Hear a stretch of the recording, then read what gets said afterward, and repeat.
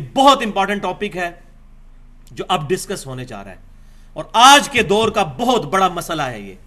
اس کی بنیاد کے اوپر لوگ گمراہی کے اندر گھرے ہوئے ہیں اور وہ یہ ہے کہ کیا کلمہ گو مسلمان بھی شرک کر سکتا ہے؟ لوگ کہتے ہیں دیکھیں جی، ایک طرف کہتے ہیں کلمہ گو ہے، کلمہ پڑھ لیا، اب اس کو مشرک بھی کہتے ہیں. یہ کیسے ہو سکتا ہے کہ کوئی بندہ کلمہ پڑھے اور وہ شرک بھی کرے؟ واقعی ہم بھی کہتے ہیں یہ کیسے ہو سکتا ہے؟ جس نے صحیح کلمہ پڑھا ہوا ہے وہ شرک تو نہیں کر سکتا، اور جس کو کلمے کا مطلب ہی نہیں پتا وہ تو ضرور شرک کرے گا. میں نے پچھلی دفعہ بھی بتایا تھا، نبی صلی اللہ علیہ وسلم کے مبارک دور میں کاتب وحی جو ہے مرتد ہو گیا تھا. بخاری اور مسلم کی متفق علیہ حدیث ہے. اس کو دفناتے تھے، زمین باہر پھینک دیتی تھی. حضور کے زمانے کے اندر وہ مشرک ہو گیا تھا. آپ کا صحابی تھا، ایمان تو لایا تھا، کاتب وحی تھا، وہی لکھا کرتا تھا. یہ بہت بڑی اوریا مثال ہے، اس کے بعد کوئی گنجائش نہیں رہتی. حضور صلی اللہ علیہ وسلم دنیا میں موجود ہے اور وہ بندہ مشرک ہو گیا، عیسائی ہو گیا. حضرت عیسیٰ علیہ السلام کو اللہ کا بیٹا ماننا شروع کر دیا اس نے.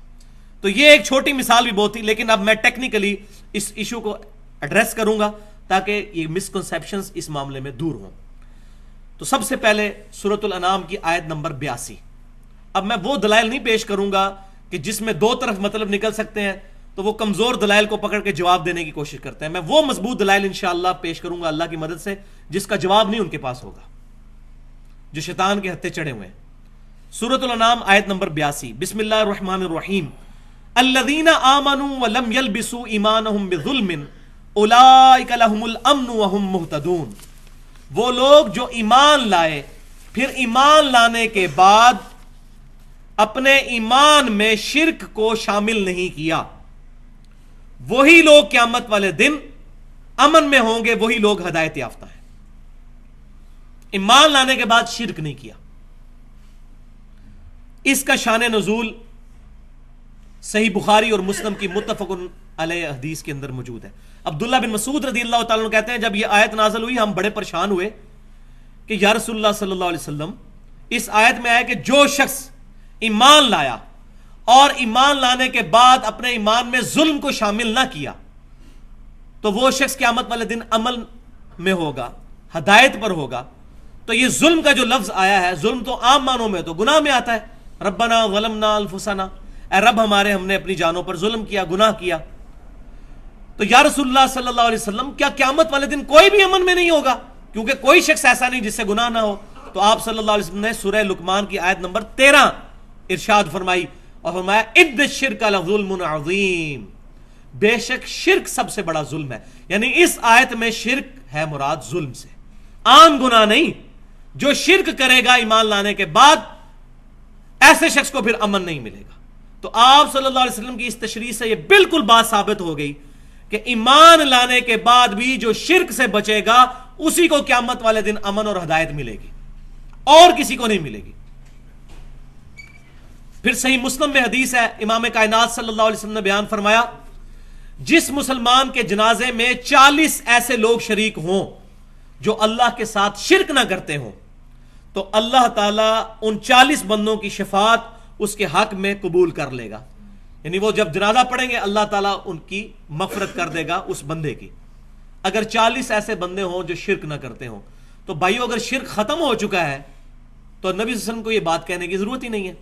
وہ جس حدیث سے یہ سہارا لیتے ہیں نا، وہ حدیث میں اینڈ پہ میں بیان کروں گا اور اس کا مفہوم بھی بیان کروں گا، اس حدیث کا مطلب کیا ہے. ابھی صرف یہ دلائل سنتے جائیں. تو جو بندہ جنازہ پڑھنے کے لیے آتا ہے، مسلمان ہی جنازہ پڑھتا ہے، اور تو کوئی جنازہ پڑھنے کے لیے نہیں آتا. پھر صحیح بخاری اور مسلم کی متفق علیہ حدیث ہے، یہ بالکل کرٹیکل حدیث ہے اس حوالے سے. تم لوگ بھی اگلے لوگوں کے راستے پر چل پڑو گے، قدم با قدم، بالشت بر بالشت، حتیٰ کہ اگلے لوگوں میں سے کوئی شخص گوہ کے سوراخ میں داخل ہوا تو تم لوگ بھی وہی کام کرو گے. یعنی اپنے امتیوں کو آپ صلی اللہ علیہ وسلم بیان فرما رہے ہیں. صحابہ کرام نے پوچھا یا رسول اللہ صلی اللہ علیہ وسلم، یہ اگلے لوگ جو گزر چکے اس سے مراد یہودی اور عیسائی ہیں؟ آپ نے فرمایا اگر وہ مراد نہیں تو پھر کون لوگ مراد ہیں؟ یعنی جو خرابیاں یہودیوں اور عیسائیوں میں پیدا ہوئیں تم میں بھی پیدا ہوں گی. اب یہ حدیث پیش کر کے ہمارے پاکستان میں ایک بہت بڑے عالم ہیں جو ہر سال توحید کانفرنس کر رہے ہیں، اور اس کانفرنس کا مقصد اثبات توحید نہیں ہوتا بلکہ شرک کی تمام اقسام کو قرآن حدیث سے ثابت کرنا ہوتا ہے. ڈاکٹر آصف اشرف جلالی صاحب، اور توحید کانفرنس میں یہ حدیث انہوں نے بیان کی ہے، وہ پورا میں نے ان کا میگزین پڑھا ہے، وہ اخبار جس کے اندر آیا ہے.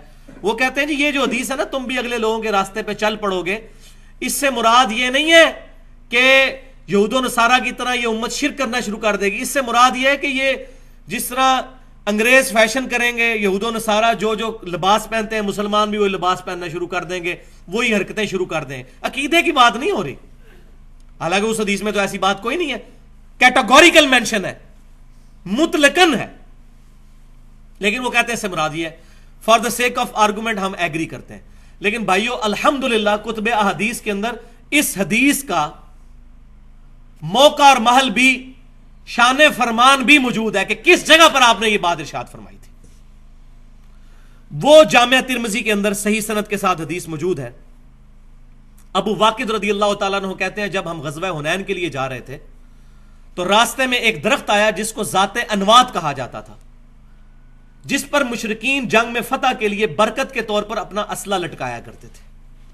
تو صحابہ کرام میں سے کچھ نے عرض کیا یا رسول اللہ صلی اللہ علیہ وسلم، آپ بھی ہمارے لیے کوئی ایسا درخت مقرر فرما دیں جہاں پر ہم اپنا اسلحہ لٹکا لیا کریں برکت کے لیے، جس طرح یہ مشرکین کرتے ہیں. تو آپ صلی اللہ علیہ وسلم نے کہا سبحان اللہ. یہ جو جملہ بولا جاتا ہے یعنی اللہ پاک ہے، اس کو آپ بریکٹ میں سمجھ لیں، معذوف ہے سبحان اللہ عما یشرکون. اللہ پاک ہے اس شرک سے جو لوگ کرتے ہیں. سبحان اللہ، اللہ پاک ہے. تم نے تو آج وہی بات کر دی جو موسیٰ علیہ السلام کے امتیوں نے کہی تھی. سورۃ الاعراف آیت نمبر 138 آپ صلی اللہ علیہ وسلم نے تلاوت فرمائی کہ جب ان کی قوم ایک ایسی جگہ سے گزری جہاں لوگ بتوں پر اعتکاف کیے ہوئے بیٹھے ہوئے تھے تو انہوں نے کہا اے موسیٰ علیہ السلام، آپ ہمارے لیے بھی کوئی اس طرح کا بت بنا دیں جس پر ہم بیٹھ جایا کریں عبادت کے لیے.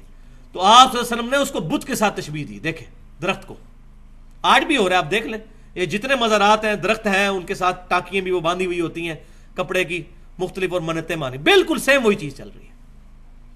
تو آپ صلی اللہ علیہ وسلم نے فرمایا کہ تم نے وہی بات کر دی جو موسیٰ کے لوگوں نے کی تھی.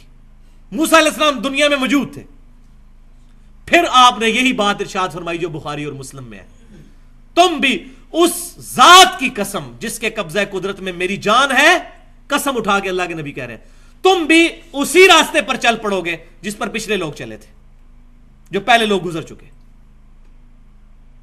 اب آپ صلی اللہ علیہ وسلم کے یہ حدیث کا کانٹیکسٹ ہی بتا رہا ہے کہ شرک کے حوالے سے اب تو گنجائش ہی نہیں رہ جاتی کو بندہ انکار کرے. تو حدیث کی حفاظت کرتی ہے، کوئی باطل اس میں داخل نہیں ہو سکتا. پھر صحیح بخاری اور مسلم کی متفق علیہ حدیث ہے، سیدہ عائشہ کہتی ہیں حضور صلی اللہ علیہ وسلم کے بیماری کے دن تھے آخری، اور حضور کی دو بیویاں بیٹھ کے گفتگو کر رہی ہیں، ام سلمہ اور ام حبیبہ رضی اللہ تعالی عنہن، کہ جب ہم حبشہ گئے تھے ہم نے ماریا نام کا ایک گرجا دیکھا تھا جہاں بہت تصویریں لٹکی ہوئی تھی. تو نبی صلی اللہ علیہ وسلم جلال میں آئے، آپ صلی اللہ علیہ وسلم نے فرمایا یہی تو ان لوگوں میں خرابی تھی، جب ان میں کوئی نیک آدمی فوت ہو جاتا تھا تو وہ اس کی قبر پر مسجد بنا لیتے تھے، پھر وہاں اس کی تصویریں لٹکا لیتے تھے اور وہاں پر سجدے شروع کر دیتے تھے. قیامت والے دن اللہ کے حضور بدترین مخلوق ہوں گے یہ لوگ، بدترین مخلوق، والعیاذ باللہ. یہ بخاری اور مسلم کی متفق علیہ حدیث ہے. پھر صحیح مسلم کی حدیث ہے، یہ ہمارا پورا ریسرچ پیپر اس پہ چھپ چکا ہے، رسول اللہ کی آخری وصیت ہے، وہ انشاءاللہ ربیع الاول پہ ایڈریس بھی کریں گے اس کو ڈیٹیل کے ساتھ، کہ آپ صلی اللہ علیہ وسلم نے وفات سے 5 دن پہلے، صحیح مسلم کے الفاظ ہیں، جندب رضی اللہ تعالیٰ عنہ کہتے ہیں 5 دن پہلے حضور نے ہمیں ایک بات ارشاد فرمائی، دیکھنا تم سے پہلے جو لوگ تھے ان میں کوئی نیک آدمی فوت ہو جاتا تھا، لوگ اس کی قبر پہ سجدے شروع کر دیتے تھے، خبردار میں تمہیں منع کرتا ہوں یہ بات نہ کرنا. اور پھر بخاری اور مسلم کی متفق علیہ حدیث، حضور صلی اللہ علیہ وسلم کے بارے میں سیدہ عائشہ کہتی ہیں جب جس بیماری میں آپ کی وفات ہوئی آپ صلی اللہ علیہ وسلم اپنی چادر اپنے سر مبارک سے اتارتے تھے، چہرہ مبارک سے ہٹاتے تھے اور بار بار یہ کہتے تھے لعنت اللہ علی الیہود والنصارى اتخذوا قبور انبیائہم مساجدا، اللہ کی لعنت ہو یہودیوں اور عیسائیوں پر، انہوں نے اپنے نبیوں کی قبروں کو سجدہ گاہ بنا لیا تھا. والعیاذ باللہ تعالی. اس کے آگے حضرت عائشہ کے کامنٹس ہیں بخاری اور مسلم میں جو اس حوالے سے کلیئر کریں گے مسئلے کو. سیدہ عائشہ کہتی ہیں اگر ہمیں یہ ڈر نہ ہوتا کہ لوگ رسول اللہ کی قبر پر سجدے شروع کر دیں گے تو ہم آپ صلی اللہ علیہ وسلم کی قبر مبارک کو زائرین کی زیارت کے لیے عام کھول دیتے، لیکن ہمیں ڈر تھا، اور حضور صلی اللہ علیہ وسلم بھی ہمیں اسی بات سے ڈرا رہے تھے۔ حضرت عائشہ کو تو ڈر تھا شرک کا، پاکستان کے مولوی کو 1400 سال بعد کوئی ڈر ہی نہیں ہے۔ ان سے زیادہ کون نبی صلی اللہ علیہ وسلم کی باتوں کا فہم رکھنے والا تھا؟ پھر مسند امام احمد کے اندر صحیح سند کے ساتھ حدیث موجود ہے، نبی صلی اللہ علیہ وسلم نے دعا فرمائی اللہم لا تجعل قبری وثنا یعبد، اے اللہ میری قبر کو وہ بت نہ بننے دینا کہ لوگ اسے پوجنا شروع کر دیں۔ والعیاذ باللہ تعالی، وثن کا لفظ بت نہ بننے دینا، یعنی جس کو پوجا جائے گا وہ بت ہے، چاہے قبر ہو یا پتھر ہو یا درخت ہو، میری قبر کو بت نہ بننے دینا۔ تو یہ احادیث تھیں جو بالکل یہ بات کلیئر کرتی ہیں کہ آپ صلی اللہ علیہ وسلم کو بھی خدشہ تھا، صحابہ کرام کو بھی خدشہ تھا۔ پھر صحیح بخاری کے اندر نبی صلی اللہ علیہ وسلم کا یہ فرمان بھی موجود ہے، دیکھنا میری شان کو اس طرح بلند نہ کرنا جس طرح عیسائیوں نے، نصارہ نے اپنے نبی کی شان کو بلند کر دیا تھا، میں اللہ کا بندہ اور اس کا رسول ہوں، مجھے اللہ کا بندہ اور اس کا رسول ہی کہنا۔ آپ وسلم کو کیوں ٹینشن تھی؟ وہ آج پتہ چل رہا ہے ہمیں، جب ہمیں مسجد سے سننے کو ملتا ہے نور من نور اللہ، اللہ کے نور میں سے نکلا ہوا نور، اور اللہ کہہ رہا ہے لم یلد ولم یولد، اللہ میں سے نہ کوئی نکلا نہ اللہ کسی میں سے نکلا۔ یہ صحیح ترجمہ ہے اس کا، بالکل اپروپریٹ ٹرانسلیشن، نور من نور اللہ۔ وہی یہود و نصارہ والے کام شروع ہو گئے یہاں پر بھی، اللہ تعالی ہمیں محفوظ کرے۔ اب ہم اس آخری بات کی طرف آتے ہیں کہ یہ امت خوش نصیب امت ہے اس حوالے سے کہ اللہ تعالیٰ نے اس امت کے ایک گروہ کو قیامت تک کے لیے شرک سے محفوظ کر دیا، ایک گروہ کو۔ وہ جو حدیث پیش کرتے ہیں وہ اب آپ سن لیں۔ صحیح بخاری اور مسلم کی متفق علیہ حدیث ہے کہ آپ صلی اللہ علیہ وسلم نے غزوہ احد کے جو شہداء تھے ان پر 8 سال کے بعد نماز جنازہ پڑھی، اپنی وفات سے چند دن پہلے قبر پہ جا کے۔ پھر آپ صلی اللہ علیہ وسلم نے وہاں ایک خطبہ دیا جس میں آپ صلی اللہ علیہ وسلم نے فرمایا مجھے تمہارے بارے میں شرک کا خدشہ نہیں ہے، البتہ مجھے یہ ڈر ہے کہ تم دنیا کے مال کے اندر دنیا میں رغبت کرنا شروع کر دو گے۔ اس حدیث کو پیش کر کے کہتے ہیں کہ آپ صلی اللہ علیہ وسلم نے چونکہ فرما دیا کہ مجھے شرک کا خدشہ نہیں ہے، لہذا شرک بالکل ختم ہو گیا۔ تو پہلی بات یہ ہے کہ اس خطبے کے بعد وہ حدیث آتی ہے جو آپ صلی اللہ علیہ وسلم کی وفات سے جسٹ پہلے بستر مرگ پر ہے کہ اللہ کی لعنت ہو یہود و نصارہ پر، انہوں نے اپنے نبیوں کی قبروں کو سجدہ گاہ بنا لیا تھا، اور حضرت عائشہ کہہ رہی ہیں کہ رسول اللہ صلی اللہ علیہ وسلم ہمیں ڈرا رہے تھے کہ یہ کام نہ کرنا۔ اگر اللہ نے آپ کو گارنٹی دے دی تھی کہ امت شرک نہیں کرے گی تو حضور کو ڈرانے کی کیا ضرورت تھی؟ کیا اللہ تعالیٰ پر ایمان نہیں تھا نبی صلی اللہ علیہ وسلم کا؟ نعوذ باللہ، ان سے بڑھ کر کون کامل الایمان ہو سکتا ہے؟ وہ مطلب جو لیا گیا اس حدیث سے وہ یہ نہیں ہے۔ یہ آپ اس حدیث کو غور سے سنیں کہ مجھے تم سے خدشہ نہیں شرک کا، یہ پرٹیکولر خطاب ہے اس گروہ کے ساتھ جو گروہ قیامت تک شرک سے محفوظ رہے گا۔ اس زمانے میں وہ گروہ صحابہ کرام پر مشتمل تھا، اور پھر قیامت تک انہی کے پیٹرن پر مان علی و اصحابی کے تحت ایک گروہ شرک سے محفوظ رہے گا۔ صحابہ کرام علیہم رضوان اس زمانے میں اس امت کے ریپریزنٹیٹو تھے، اس وقت کوئی فرقے نہیں بنے ہوئے تھے۔ پھر انہی کے پیٹرن پر ایک گروہ قیامت تک حق پر قائم رہے گا، اور یہ میں بات اپنی طرف سے نہیں کر رہا، یہ بخاری اور مسلم کی متفق علیہ حدیث ہے کہ آپ صلی اللہ علیہ وسلم نے فرمایا میری امت کا ایک گروہ قیامت تک حق پر قائم رہے گا، کوئی نقصان پہنچانے والا ان کو نقصان نہیں پہنچا سکے گا، وہ غالب رہیں گے علمی دلائل کے اوپر، ویسے نہیں، علمی دلائل کے اوپر، حتیٰ کہ قیامت آ جائے گی۔ ایک گروہ، اس ایک گروہ کے بارے میں بشارت ہے وہ شرک نہیں کرے گا۔ بنی اسرائیل میں تو سارے کے سارے گروہ شرک میں مبتلا ہو گئے، لیکن یہ امت توحید ہے، اس کا ایک گروہ قیامت تک حق پر قائم رہے گا۔ اور یہی جو حدیث بخاری اور مسلم کی ہے، اس کا بھی آپ شان ارشاد اگر پڑھ لیں سنن ابی داؤد کے اندر، اس کے اندر موجود ہے پوری حدیث، ترمذی میں بھی ابو داؤد میں بھی، کہ نبی صلی اللہ علیہ وسلم نے فرمایا قیامت اس وقت تک قائم نہیں ہوگی جب تک میری امت میں سے کچھ قبائل مشرکین میں سے نہ جا ملے اور دوبارہ سے بتوں کی پوجا نہ شروع کر دیں۔ یہ واضح الفاظ۔ پھر آپ ساتھ ہی فرما رہے ہیں بتوں کی پوجا شروع ہو جائے گی اور میرے بعد 30 جھوٹے دجال پیدا ہوں گے جن میں سے ہر شخص یہ دعویٰ کرے گا میں اللہ کا نبی ہوں، حالانکہ انا خاتم النبیین لا نبی بعدی، میں خاتم النبیین ہوں، میرے بعد کوئی نبی نہیں۔ اور پھر آپ نے فرمایا اس کے بعد کہ میری امت کا ایک گروہ قیامت تک حق پر قائم رہے گا، کوئی نقصان پہنچانے والا اس کو نقصان نہیں پہنچا سکے گا۔ اب اس آیت، اس حدیث کا بھی شان ارشاد پتہ چل گیا کہ کس موقع پہ آپ نے فرمایا تھا۔ پہلے آپ نے ذکر کیا کہ امت میں اس طریقے سے لوگ مشرکین کے ساتھ ملیں گے، بتوں کی پوجا شروع کریں گے، لیکن ایک گروہ بچ جائے گا، تو پتہ چل گیا۔ سنن ابی داؤد کے اندر حدیث ہے کہ آپ صلی اللہ علیہ وسلم نے فرمایا کہ 72 فرقے میری امت کے دوزخ میں جائیں گے۔ تو دوزخ میں کیوں جا رہے ہوں گے وہ؟ مسلمانوں کے فرقے، غیر مسلموں کو چھوڑ دیں۔ قادیانی فرقہ کہاں سے نکلا ہے؟ مسلمانوں میں سے۔ حلولیہ کہاں سے نکلے ہیں؟ مسلمانوں میں سے بھی۔ یہ لوگ شرک نہیں کر رہے۔ تو یہ حدیث بالکل آؤٹ آف کنٹیکسٹ پیش کی جاتی ہے۔ اس کا مفہوم صرف یہ ہے کہ میری امت ایز اے ہول، پوری امت گمراہ نہیں ہوگی جس طرح بنی اسرائیل ہو گئی تھی۔ ایک گروہ یہاں پر حق پر قائم رہے گا، اور وہ المستدرک للحاکم میں صحیح سند کے ساتھ حدیث موجود ہے۔ آپ صلی اللہ علیہ وسلم نے فرمایا کہ میری پوری امت کبھی بھی گمراہی پر جمع نہیں ہوگی، کبھی بھی ایسا نہیں ہوگا۔ ایک گروہ اختلاف کرتا رہے گا، ضرور حق پر قائم رہے گا۔ تو یہ جو حدیث ہے بخاری اور مسلم کی کہ مجھے تم سے شرک کا خدشہ نہیں، اس کی تفسیر جو محدثین نے کی ہے، بریلوی دیوبندی اہل حدیثوں نے نہیں، شیعوں نے نہیں، محدثین نے۔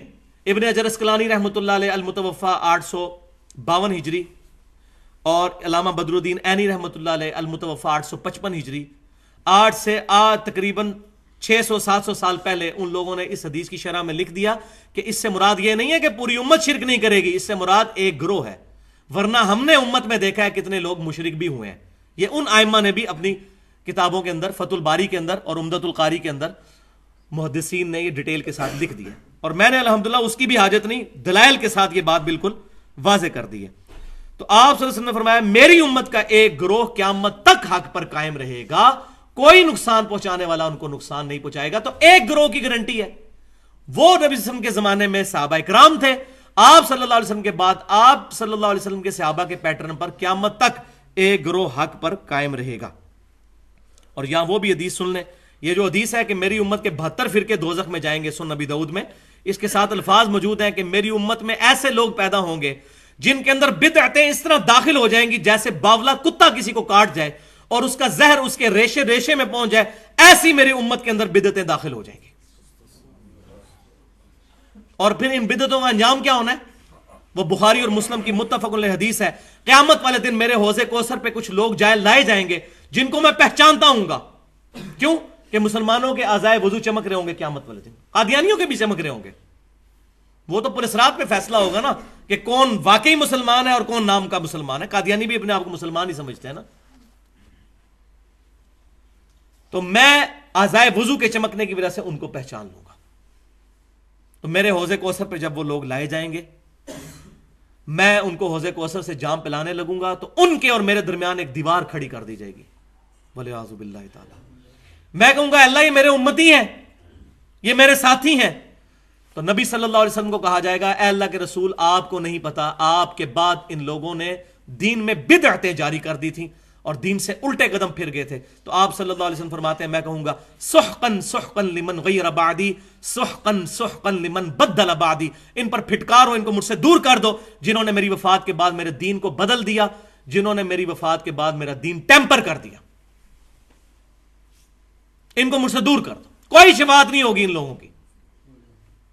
تو یہ جو کہتے ہیں جی اب شرک تو امتی کر ہی نہیں سکتا، کتنے مسلمانوں کے گروہ ہیں اس وقت جن کو سارے مشرک کہتے ہیں۔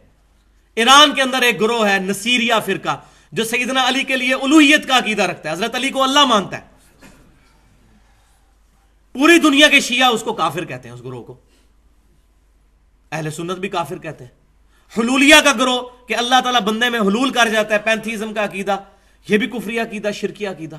اس طرح کے کئی عقیدے ہو گزرے ہیں مسلمانوں میں، ایسے گروہ ہو گزرے ہیں، اور آج پاکستان کی سرزمین جو ہے وہ خاص طور پر اس معاملے میں بہت زرخیز ہے، یہاں پر گمراہی کے اعتبار سے۔ یہاں کتنے لوگ موجود ہیں جو غیر اللہ کو دعا کے لیے پکارتے ہیں۔